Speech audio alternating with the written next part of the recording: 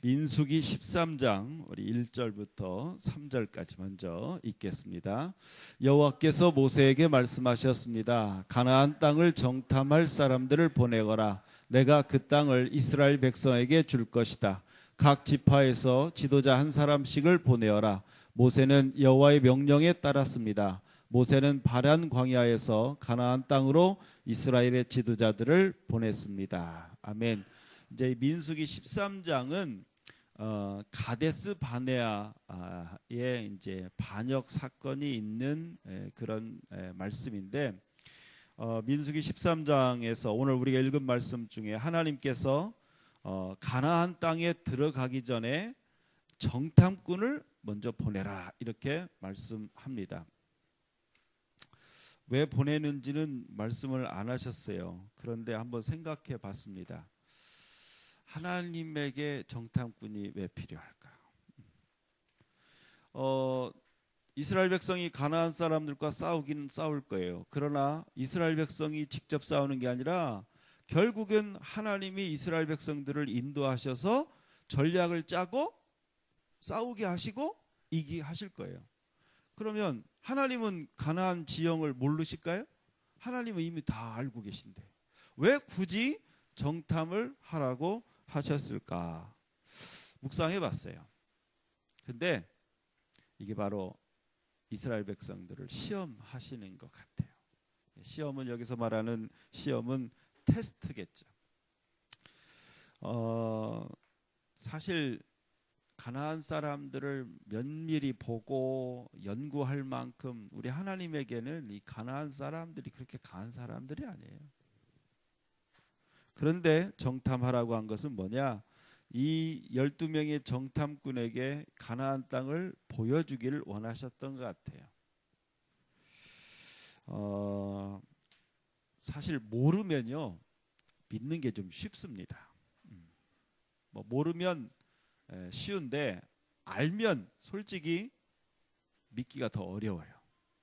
내 눈으로 보고 내가 눈으로 내 귀로 듣고 내 실상을 정확히 알면 알수록 사실 하나님이 인도하시는 그 길에 참 어렵다, 버겁다는 것을 알면 하나님의 인도하심을 믿기가 어렵습니다. 그렇기 때문에 하나님은 보여주시는 것 같아요. 이렇게 보고도 정말 믿을 수 있는가? 이스라엘 백성들을 테스트하시는 것 같습니다. 사실 여기까지 오기에 이스라엘 백성들은 참 많은 하나님에 대한 불평이 있었어요. 물이 없으면 물 없다고 불평하고 고기가 없으면 고기 없다고 불평하고 늘 불평. 그 불평이 뭐냐면 믿지 못하는 거거든요. 물이 없는 걸 하나님이 왜 모르겠어요? 알지만 물을 안 주시는 거예요. 왜? 그걸 얼마나 견디는지를 보시고 물을 줄 수 없어서가 아니라 하나님이 물을 주실 타이밍을 찾고 계신 거예요. 그런데 이스라엘 백성들은 그걸 믿지 못하고 불평을 많이 했던 거예요. 이 가나안 사람들을 보고도 어떻게 하는지 하나님은 그들의 믿음을 시험해 보신 것입니다. 하나님은 역시 우리에게도 마찬가지입니다. 우리 눈을 가리고 너는 그냥 믿고 나만 믿고 따라와 우리 인생을 그렇게 하신다면 어쩌면 우리가 신앙생활을 하는 게 어렵지 않을 거예요. 뭐 앞에 뵈는 게 없으니까. 그런데 우리가 살다 보면 정말 높은 벽들을 실감을 하게 됩니다. 하나님이 어떤 비전을 주셨어요. 근데 보면 너무 높아. 하나님이 어떤 나에게 소망을 주셨어요. 근데 그 소망 너무 어려워. 그럴 때 우리 어떻습니까? 너무 무겁다. 너무 힘들다. 어렵다. 그러면서 우리의 믿음이 흔들리는 것이죠. 우리에게 하나님이 고난과 어려움과 문제들을 보라고 하시는 이유는 뭐냐? 보게 하시는 것은 그럼에도 불구하고 네가 나를 믿을 수 있느냐? 하나님은 우리의 믿음을 확인하시는 거예요. 여러분 진짜 믿음은요 고난 속에서 믿는 거예요. 어려운 걸 알면서도 믿는 거예요. 사람도 그러거든요. 그 사람 참 좋아. 그럴 때 그 사람 믿는 거 쉬워요. 근데 들려오는 소리가 그 사람에 대한 의혹들이 있고 뭔가 안 좋은 이야기들이 들려옴에도 불구하고 나는 그 사람을 믿겠어. 그럴 때 진짜 믿음인 것이죠. 자, 이렇게 하나님은 정탐을 보내게 하셨습니다. 자, 그 다음에 16절 말씀 읽겠습니다. 이것은 모세가 가나안 땅을 정탐하러 보낸 사람들의 이름입니다. 모세는 눈의 아들 호세아에게 여호수아라는 새 이름을 붙여 주었습니다.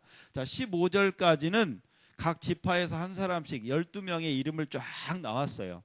그 뭐 다 중요하지 않고 가장 중요한 한 사람이 있는데 여호수아라는 사람이에요. 근데 이 여호수아의 이름은 원래 호세아였습니다. 그런데 정탐꾼을 보내면서 이 여호수아에게 이 모세가 네 이름을 바꿔야 되겠다. 네 이름은 앞으로 호세아가 아니라 여호수아다. 그렇게 말해줍니다. 이 호세아라는 뜻은 뭐냐면 구원자라는 뜻입니다. 좋은 뜻입니까? 나쁜 뜻입니까? 좋은 뜻이죠. 이 구약에는 호세아지요. 신약에 와서는 이 호세아라는 말이 어떻게 바뀌냐? 예수로 바뀌어요. 그러니까 예수님의 예수는 구원자 그런 뜻이에요. 사실은 좋은 뜻입니다. 그런데 모세는 그 앞에다 호세아라는 그 이름 앞에다가 하나님을 상징하는 여라는 단어를 넣었어요. 그러면 무슨 뜻이 되겠어요? 여호수아는 하나님이 구원하신다 이거예요. 자, 모세가 이름을 바꿔준 이유를 알겠습니까? 네가 구원자가 아니다 이거예요. 네가 이스라엘 백성들을 구원하려고 하지 말고 하나님이 이스라엘 백성들을 구원하는 것이다. 그걸 말해주는 거예요. 그러면서 앞으로 너도 항상 네가 하려고 하지 말고 하나님이 구원하신다는 믿음을 갖고 너가 일을 해야 된다.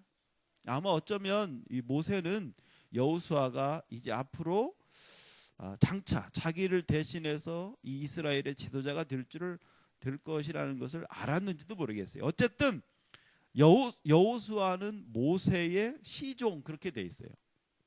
늘 비서처럼. 그러니까 어쩌면 그런 어떤 마음도 있었을 수도 있겠어요. 근데 중요한 것은 뭐냐? 네가 하려고 하지 말고 하나님이 구원자가 되신다는 것. 그걸 네가 믿고 고백하고 일해야 된다 하는 것입니다. 모세의 이런 바람은 무엇을 말하는가? 항상 역사의 주관자는 어떤 사람이 아니라 하나님이시다. 하나님이시다. 모세는 그걸 뼈저리게 느꼈어요.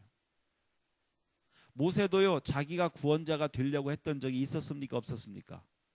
있었어요. 이집트의 왕자로 있을 때 아니 이집트 병사가 자기 동족을 때릴 때 어땠습니까? 아니 저거 그래서 자기가 때려 죽이고 자기가 이스라엘의 구원자가 그 400년 동안의 포갑에서 내가 한번 이들을 구원해 볼까? 그러다 어떻게 됐어요? 도망자 됐잖아요.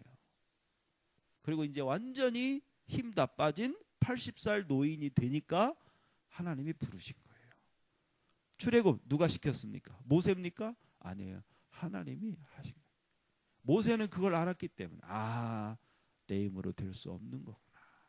하나님이 하시는구나. 여러분의 이름의 앞에도 이런 여자를 붙이시기를 바랍니다. 내 인생 내가 사는 거 세상 사람들은 그렇게 말합니다. 드라마 같은 데 보면 그래요. 네 마음이 시키는 대로 해. 근데 우리는 안 그래요. 우리의 인생은 우리 주인이 우리가 아니에요. 내가 주인이 될 때 어떻게 됩니까? 망하는 거예요. 근데 정말 주님이 내 인생을 주관하시고 다스리신다는 것을 고백하고 그럴 때 주님이 우리를 이끌어 가시는 거예요. 그래서 혹시 여러분 직장에서도 힘들고 어려운 일이 있다면 여러분 그때 정말 내 모든 일도 주님이 나를 이끌어 가십니다. 이 위기를 내가 극복하는 게 아니라 주님이 극복하게 주실 것을 믿습니다. 그리고 기도하십시오. 그럴 때 주님이 주시는 영감과 비전과 지혜들이 있는 거예요. 우리 신앙생활은 그런 거예요. 신앙생활은 우리의 그 어떤 그 얄팍한 능력으로 사는 게 아니라 이렇게 주님께 그런 능력을 받고 지혜를 받고 그러고 사는 거예요. 모세는 여호수아가 그렇게 살기를 바란 거예요. 그래서 이름을 바꿔준 것입니다. 자, 그 다음에 17절에서 20절 말씀 읽습니다. 17절에서 제가 그걸 빼먹은 모양이네요. 17절에서 20절까지 어떤 거냐면 이제 출애굽하는 사람들 이 12명의 정탐꾼에게 뭘 지시하느냐, 가거든 흙이 어디가 좋은지 나쁜지 그 지형이 어떤지 이런 걸 꼼꼼하게 다 알아봐라, 그렇게 지시하는 내용이 들어가 있습니다. 여기서 우리가 모세의 성격을 알 수가 있어요. 물론 성령님의 감동대로 하면 돼요. 근데 이제 성령님의 감동대로 순종하는 사람들 중에는 이런 사람들이 있어요. 즉흥적인 사람들이 있어요. 막 설교 준비도 안 하고 나는 성령님이 감동대로 설교한다. 와가지고 막 즉흥적으로 막 설교 이렇게 뭐 그리고 뭐 계획도 별로 잘 안 짜요. 왜요? 성령님 어차피 감동 주실 거니까. 그건 좋은 자세가 아닌가. 그래서 그런 사람들에게 묻는 거지요. 아니 그러면 준비할 때는 성령님은 왜 감동 안 주시고 왜 그 당사 닥쳐가지고 그렇게 하냐. 우리 성령님은요 그렇게 준비성 없는 분이 아니셔요. 미리미리 알게 하시고 준비하게 하시고, 그러니까 기도를 많이 하면 할수록 준비성이 더 좋고 그래서 실수가 없는 거예요. 대부분 막 즉흥적인 사람들이 있어요. 그렇고 즉흥적으로 해놓고 성령님이 갑자기 이렇게 하라고 그런다고. 그것은 물론 그럴 수도 있어요. 상황에 따라 성령님이 바꾸실 수도 있지만 항상 그걸 기대해서는 안 된다는 거예요.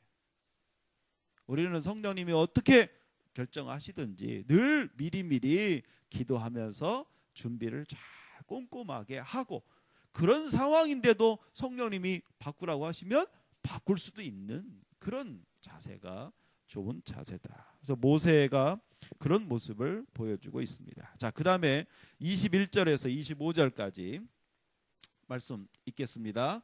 그리하여 그들은 올라가서 그 땅을 정탐했습니다. 그들은 신 광야에서부터 하맛 어기 르웁에 이르기까지 그 땅을 정탐했습니다. 그들은 가나안 남쪽 네게브를 거쳐 헤브론에까지 이르렀습니다. 헤브론에는 아이만과 세세와 달메가 살았습니다. 그들은 아낙 자손이었습니다. 헤브론 성은 이집트의 소안보다 7년 먼저 세워졌습니다. 그들은 에스골 골짜기에서 포도 한 송이가 달려있는 포도나무 가지 하나를 꺾었습니다. 그리고 두 사람이 장대를 메고 장대 가운데에 포도나무 가지를 매달아서 날랐습니다. 그들은 석류와 무화과도 땄습니다. 그들은 그곳을 에스골 골짜기라고 불렀습니다. 이스라엘 백성이 그곳에서 포도나무 가지를 꺾었기 때문입니다. 그들은 40일 동안 가나안 땅을 정탐한 뒤에 진으로 돌아왔습니다. 자료를 보면 가나안 지역은 한 2주일이면 이렇게 싹 걸어서 살필 수 있는 그런 공간이래요. 그런데 오늘 말씀에는 40일이 걸렸대요. 12명에서 40일 동안. 이건 뭘 얘기하느냐? 물론 이제 막 대놓고 우리가 정탐하러 왔다 그렇게 표현할 수 없기 때문에 숨어서 조용히 간첩처럼 스파이처럼 행동하느라고 시간도 걸렸을 것이고, 또 한편으로는 모세가 말한 것처럼 꼼꼼하게 앞으로 우리가 살 곳이야 여기가, 그런 마음으로 정말 꼼꼼하게 40일 동안 이 가나안 땅을 살폈다 하는 것을 볼 수가 있습니다. 자, 그 결과 어떻게 됐는가? 26절에서 27절 말씀 읽습니다. 그들은 가데스에 있는 모세와 아론과 모든 이스라엘 백성에게로 돌아왔습니다.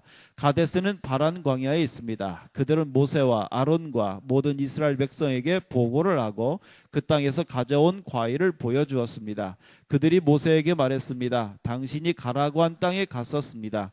그 땅은 온갖 식물이 아주 잘 자라는 땅입니다. 거기에서 자라는 열매를 여기에 가져왔습니다. 자, 그들이 정탐한 결과를 보고하는데 첫 번째 보고 내용이 뭐냐?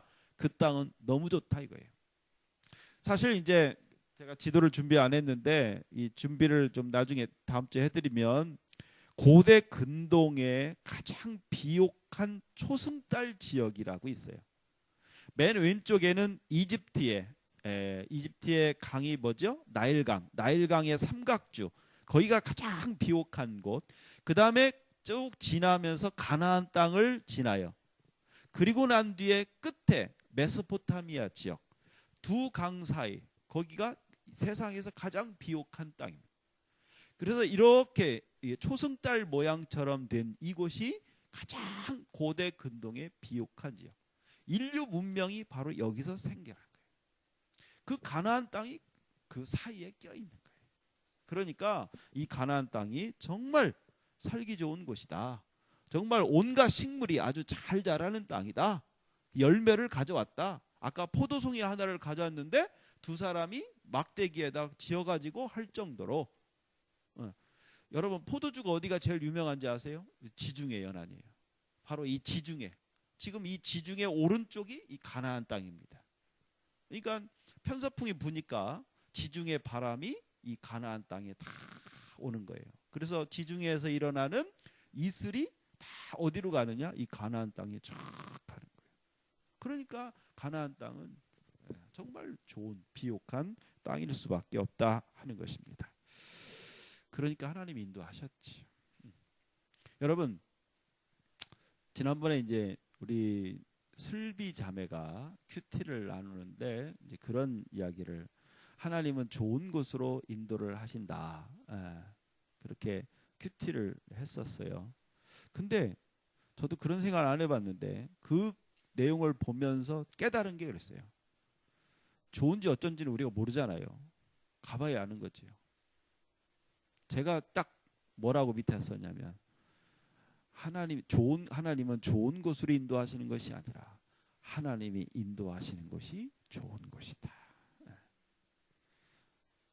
여러분도 그렇게 믿습니까? 하나님이 나를 인도하셨는데 별로 안 좋은 거야. 그럴 때 있습니까? 없습니까? 있죠. 하나님은 좋은 곳으로 인도한다고 믿는 사람은 그때 시험 드는 거예요. 하나님은 좋은 곳으로 인도하시는데 왜 지금 여기 안 좋지? 이 직장 내 왜 이렇게 마음에 안 들지? 왜 이렇게 안 좋은 사람이 있지? 하나님이 인도하신다고 믿었는데 왜 이렇게 안 좋지? 안 좋은 일만 생기지? 이럴 수 있어요. 그럼 시험 드는 거죠. 근데 그걸 바꿔보세요. 하나님이 인도하시는 곳이 좋은 곳이다. 하나님이 여기로 인도하셨다. 비록 지금 이런저런 문제가 있지만 좋은 곳이다. 하나님은 좋은 곳으로 만들어 주실 것이다. 하나님의 인도하심을 우리가 절대 신뢰해야 되는 것이다. 대부분 많은 사람들은 판단을 합니다. 이게 좋은 곳이냐 안 좋은 곳이냐. 근데 그게 아니에요. 하나님이 인도하셨다. 무조건 좋은 것입니다. 믿습니까? 네. 저는 그렇게 우리 하나님께 절대 믿음을 가졌으면 좋겠어요. 자, 이렇게 참 땅은 좋다. 근데 문제가 있다. 자, 무슨 문제가 있는가? 28절, 29절 읽습니다. 그러나 거기에 사는 백성은 강합니다. 그들의 성은 성벽도 있고 큽니다. 우리는 거기에서 아낙 자손도 보았습니다. 아말렉 사람들은 네게부 지방에 살고 있습니다. 헷 사람과 여부스 사람과 아모리 사람은 산악 지방에서 살고 있고 가나안 사람들은 바닷가와 요단 강가에서 살고 있습니다. 자, 문제가 있어요. 그러나 땅은 좋은데 사람이 너무 강하다는 거예요. 키도 크고 여기 아낙 자손이 나오죠. 아낙 자손은 이제 막 거인에 속하는 거예요. 골리앗의 이제 원조가 여기죠. 네. 그러니까 참 땅은 좋은데 그 땅을 왜냐하면 좋은 땅은 얼마나 경쟁이 치열하겠어요. 그러니까 좋은 땅에 사는 사람들 어떤 사람이겠어요? 그 좋은 땅을 지킬 만한 힘이 있는 사람들이 사는 거지요. 문제가 생긴 것이지. 근데 여기 이제 중요한 것은 거기 사는 사람들은 강합니다. 이 말이 뭐냐면 반대로 우리는 어떻다는 거예요? 약합니다. 이거예요. 여기서 이제 노예 근성이 나오기 시작합니다. 이스라엘 백성은 어떤 백성이냐면요. 출애굽하기 전에 이집트에 노예로 살았잖아요. 그죠?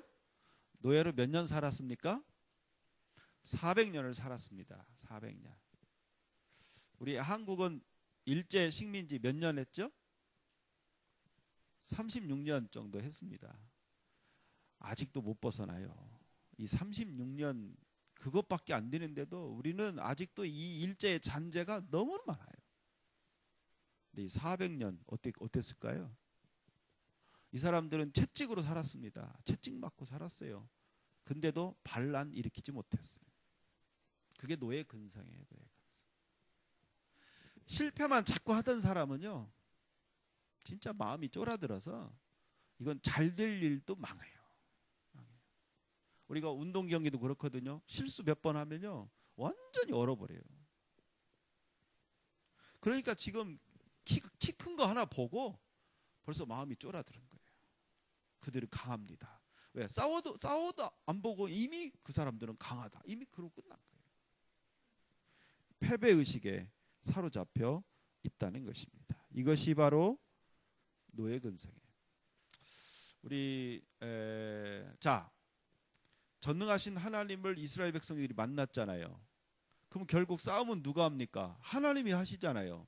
이집트에서 누가 싸웠어요? 하나님이 싸워서 이집트는 그 당시에요. 이 가나안 사람들은 하나의 부족이지만, 여러 부족이지만 이집트는 하나의 제국이었어요. 그 제국을 이기고 출애굽을 했던 그 경험인데도 이 부족들을 보고 기가 죽는 거예요. 왜? 옛날 이집트에서 노예 생활을 하던 그 근성이 남아있었어요.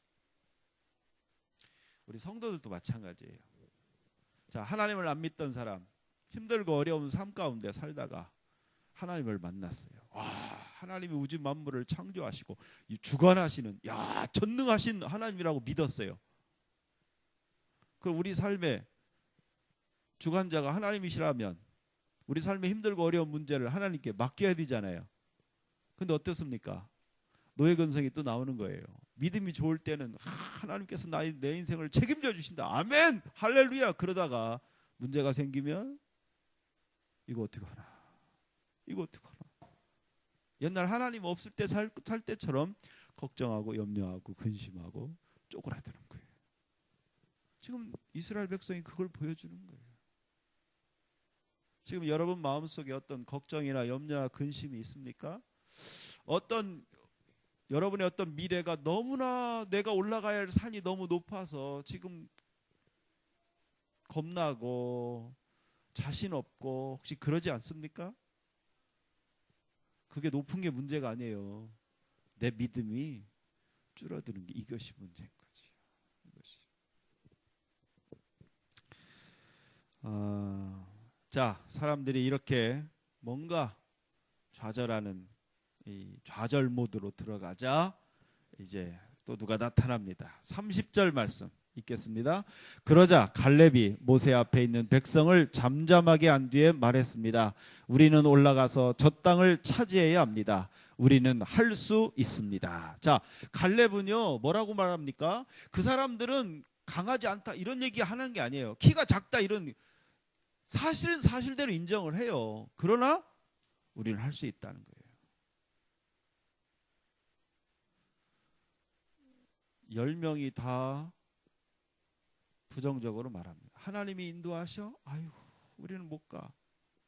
근데 이 갈렙이요, 우리는 할 수 있다고 말합니다. 근데 이 갈렙의 모습을 하나님이 보십니다. 갈렙의 이런 믿음, 이걸 하나님이 보셔요. 그래서 나중에 어떻게 되는지 아십니까?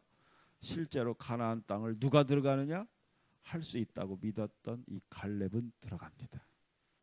그러나 그들이 강해서 우리는 할 수 없다는 사람은 그들의 믿음대로 가나안 땅에서 들어가지 못하고 광야에서 죽습니다. 그래서 예수님이 말씀하셨어요. 내 믿음대로 될지어다. 싸우기도 전에 우리는 졌다. 그 사람은 진 거예요. 근데 오늘 갈렙은 뭐라고 말씀합니까? 우리는 할 수 있습니다. 한번 따라서 해볼까요? 우리는 할 수 있습니다. 왜요? 왜 할 수 있습니까? 내가 능력이 있어서요? 네. 하나님이 함께 하시기 때문에. 하나님이 인도하시기 때문에. 혹시 여러분 가운데 어떤 목표가 있다면 오늘 갈렙처럼 고백하십시오. 나는 할 수 있다. 할 수 있다. 하나님이 함께 하시기 때문에, 하나님이 인도하시기 때문에 나는 할 수 있다. 그런 믿음을 갖고 있는 사람은 그 믿음대로 되는 것입니다. 여러분, 참 사람들 만나보면 이렇게 자신 없는 사람들이 많이 있습니다. 교회에서도 어떤 일을 해보자. 근데 선뜻 안 나서는 사람들 많아요. 그게 될까? 그 어려운데 어떡하지? 뭐 이런. 여러분 어디를 가든지 갈렙 같은 사람이 되세요. 한번 해보자. 해서 안 되면 마는 거지. 그러나 한번 해보자. 우리 할 수 있다. 직장에서도 여러분 그런 사람이 되십시오. 우리 리스크 우리 생각해야죠. 무턱대고 하면 안 되죠. 그러나 이런저런 리스크도 있고 이러이러한 어려움도 있지만 결론은 뭐냐? 해보자. 할 수 있어야 돼요. 그런 사람들은 좋아하는 거예요. 하나님도 그런 사람을 좋아해요. 그래서 하나님은 갈렙은 그래, 야, 너 마음에 든다. 그리고 가나안 땅을 갈렙은 들어가게 한 거예요. 그리고 나중에 나오겠습니다만 가나안 땅에 들어가서 제일 먼저 땅을 딱 받은 사람이 누군지 아세요? 누굴까요? 네, 갈렙입니다. 이거 우연이 아니에요. 우연히. 믿음대로 될지어다. 혹시 여러분 지금 어떤 소망과 목표가 있습니까? 여러분 하나님 인도하시면 반드시 할 줄 믿으시기 바랍니다. 우리 정현우 아멘 안 하네. 아르텟이 될 줄 믿어야 되는데 걱정이네. 자,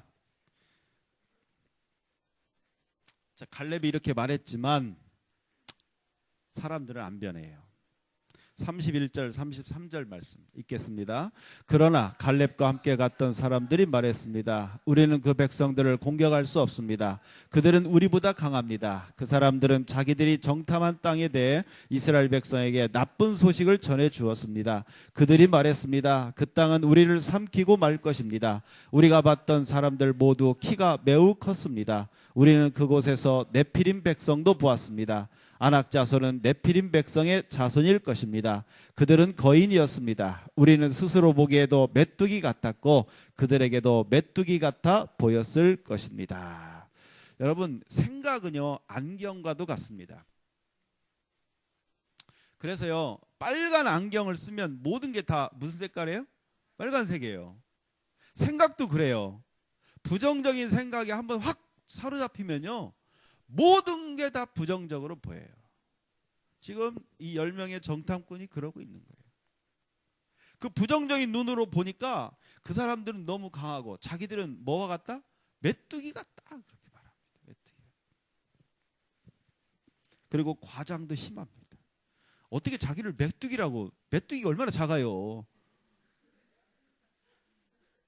근데 그렇게 보이는 거예요. 이건 진짜인 거예요. 정말 보잘것없는 것처럼. 그런데 사람의 생각이 잘 안 바뀌어요. 여러분 이건 참 힘든 거예요. 사람의 생각이 잘 안 바뀌어요. 생각이 바뀌는 거 인생이 바뀝니다. 근데 그 생각이 안 바뀌어요. 공부 못하던 사람이 갑자기 공부 잘하는 거 어려워요. 생각이 안 바뀌기 때문에. 그 사람의 태도가 안 바뀌어요. 왜? 생각이 잘 안 바뀌기 때문에. 어떤 놀라운 계기가 있어야 생각이 바뀌고 그의 태도가 바뀌고 그리고 인생이 바뀌는 거예요. 그래서 사람들은 그렇게 안 바뀌어요. 저 그 초등학교 동창회 가봤거든요. 뭐 중학교 동창회, 고등학교 동창들도 한 번씩 가봤어요. 갔는데 바뀐 사람이 별로 없어요. 거의. 근데 거의 똑같아요. 그게 사람이에요, 사람. 그러니까 사람을 바꾸려고 노력해서는 안 돼요. 우리 사람이 사람을 바꾸려고 하다가 문제가 생기는 거예요.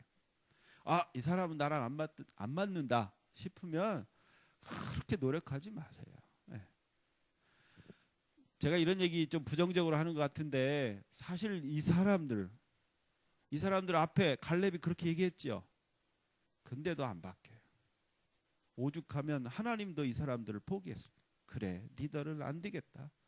니네는 광야에서 죽어라. 그랬어요. 신앙생활도 마찬가지인 것 같아요. 저는 여러분이 그 옛날에 들었던 사자성어는 아닌데 일신우일신이라는 한자가 있어요. 저는 그때 선생님이 그걸 설명을 해줬을 때 되게 마음이 와닿았어요. 하루가 다르게 변화되면 된다. 지금 어떤 상태냐가 중요한 게 아니라 변화만 할 수 있다면 가능성은 많다.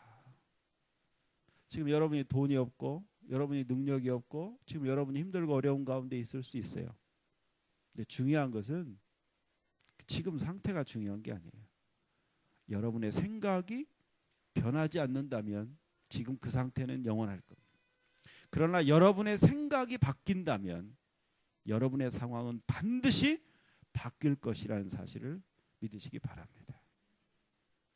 자신의 생각을 바꾸는 게 어려워요. 진짜 어려워요. 세상을 바꾸는 것보다 내가 볼 땐 더 어려운 것 같아요. 바로 이런 사람들이 그런 것이지. 자, 그리고 나서 또 어떻게 또 과장되게 됐는가? 14장 1절에서 4절 말씀 읽습니다. 그날 밤 모든 백성이 큰 소리로 울기 시작했습니다. 모든 이스라엘 백성이 모세와 아론에게 불평했습니다. 모든 백성이 그들에게 말했습니다. 우리가 이집트에서 죽었거나 광야에서 죽었더라면 더 좋았을 것이요. 여호와께서는 왜 우리를 이 땅으로 인도해서 칼에 맞아 죽게 하는 거요? 우리 아내와 자식들은 잡혀가고 말 것이요. 차라리 이집트로 돌아가는 것이 좋겠어. 그들이 또 서로 말했습니다. 지도자를 뽑아서 이집트로 돌아갑시다. 과거지향적인 실패하는 사람의 특징이 있어요. 옛날에 이랬을걸, 옛날에 그랬을걸. 그거예요. 그걸 지금 해야 돼요. 지금. 그래서 내가 우리 청년하고 얘기할 때도 고등학교 1학년 때로 가면 너 어떻게 하겠냐? 공부 열심히 할 겁니다. 그래. 지금 해라. 나중에 지금을 부러워할 거다. 지금. 근데 이렇게 옛날 생각하는 거예요. 이집트 노예 생활을 더 그리워하는. 여러분, 하늘 문을 내가 닫으면 어떻게 하나님이 열겠어요? 우리 하나님은요, 강제로 우리 열지 않으셔요. 우리가 열었을 때, 우리가 믿음으로 열었을 때 하나님이 오시고 나와 함께 하시고 나를 인도하시는 거예요. 네. 그래서 우리는 문을 열어드리는 거예요. 믿음. 아멘 하고. 근데 이 사람들은 지금 어떻게 해요? 하나님도 소용없어. 우리는 그리고 닫는 거예요. 그래서 가나안 땅에 들어가지 못하는 것이지. 여러분의 어떤 소망이나 꿈과 비전이 있다면 믿음으로 열시기 바랍니다. 할 수 있다. 하나님은 주실 거야. 믿음으로 나아가십시오. 어렵겠다. 어려울 겁니다. 믿음으로 사셔야 돼요. 믿음으로. 자, 이렇게 새로운 지도자를 뽑아서 이집트로 돌아가자. 이건 이제 끝장 다 본 거예요. 이건 모세를 인정하지 않겠다는 거예요. 이런 얘기 들었을 때 모세의 마음이 어땠을까요? 모세는 어떻게 했을까요? 예를 들자면 그런 거, 우리 교인들이 우리 다른 목사님 모시자. 이 정은일 목사 안 되겠다. 그럼 그 얘기 들으면 어떨 거예요, 마음이? 예. 모세가 어땠을까요? 자, 모세가 어떻게 했는지 한번 볼까요? 5절 말씀 읽겠습니다. 모세와 아론은 그곳에 모인 모든 이스라엘 백성 앞에서 땅에 엎드렸습니다. 자, 우리가 모세에게서 배워야 될 점이 이거예요. 땅에 엎드렸다는 거예요. 자, 모세가 땅에 엎드린 이유가 뭘까요? 한번 생각해 보세요. 여러분이 한번 모세라고 생각해 보세요. 사람들이 그냥 새로운 지도자를 뽑아가지고 우리 이집트로 가자, 저 모세 인정하지 말자 하는 상황에서 모세는 어떻게 했느냐? 아무 소리 없이 땅에 엎드렸어. 이건 뭘 얘기하는 것 같습니까? 안타까움. 제가 그런 입장이 돼서 생각을 해보니까 모세가 땅에 엎드린 이유는 이런 것 같아요. 하나님, 내가 할 건 다 했습니다. 이제는 하나님이 하십시오. 이런 뜻이 아니었을까? 나는 할 게 없습니다. 우리가 이런 모습을 좀 배웠으면 좋겠어요. 여러분, 누군가하고 막 말싸움, 논쟁하지 마십시오. 그냥 엎드리세요. 뭔가 좀 이렇게 안 맞고 그럴 때 그냥 엎드리세요. 지금 우리 태국에서 킹스컵 축구가 열린대요. 근데 우리 한국 선수 중에 심상민이라는 선수가 있답니다. 모르는 선수인데 그 우즈베키스탄하고 축구를 하는데 그 우즈베키스탄 제가 동영상을 봤는데 아주 흉악스러운 놈이더라고요. 막 싸대기를 한 3대를 그냥 막 이름도 뭐 샴시디노프 이름도 아주 뭐 웃긴 놈인데 그렇게 막 때렸어요. 근데 이제 20살 된 청년은 과연 어떻게 할까요? 보통은 이 새끼 왜 때려 막 이럴 텐데 이 심 선수는요 거기에 맞서지 않았어요. 그리고 오히려 막 같은 팀이 막 덤비려고 하니까 말렸답니다. 끝나고 감독이 물론 이제 그 때린 삼식이 새끼는 뭐 퇴장을 당했지만 감독은 그 심 선수에 대해서 참 의연하게 맞서지 않고 한 거에 대해서 고맙게 생각한다. 그런 인터뷰를 했다고. 그런 걸 인정해 주는 거죠. 인정해 주는. 지금 하나님이 모세를 볼 때 그런 마음일 것 같아요. 아니 내가 지금까지 데려왔는데 다른 지도자를 세우면 어떡하냐고 막 모세가 만약에 서로 맞서 싸우고 했어 보세요. 어떤 느낌이겠어요? 참 둘이 다 그렇지요. 그래서 우리 성도들은 다른 사람이랑 큰 소리를 싸우지 마세요. 져주세요. 그냥 엎드리세요. 그래야 하나님이 개입하시는 거예요. 정말 하나님이 나를 인도하신다고 믿는다면 억울할 때도 하나님께 맡길 수 있어야 돼요. 그러면 하나님이 다 해결해 주시는 거예요. 모세가 엎드린 것은 바로 그거예요. 이제 나는 할 것이 없습니다. 하나님이 하십시오. 우리도 이제 다른 사람이랑 싸우지 말고 논쟁하지 말고 우리도 이렇게 엎드렸으면 좋겠습니다. 그래서 하나님께 다 맡기고 하나님이 어떻게 우리의 삶을 인도하시는지 모세처럼 경험하는 저와 여러분들이 되시길 주님의 이름으로 축원합니다.